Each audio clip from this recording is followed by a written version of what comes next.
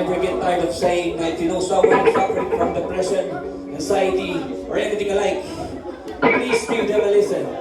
Because, you know, a little talk will save someone's life. Tama ba yun? Yeah, tama-tama. So yeah, we're the Band Code Prince. Maraming salamat. Enjoy natin ngayong gabi.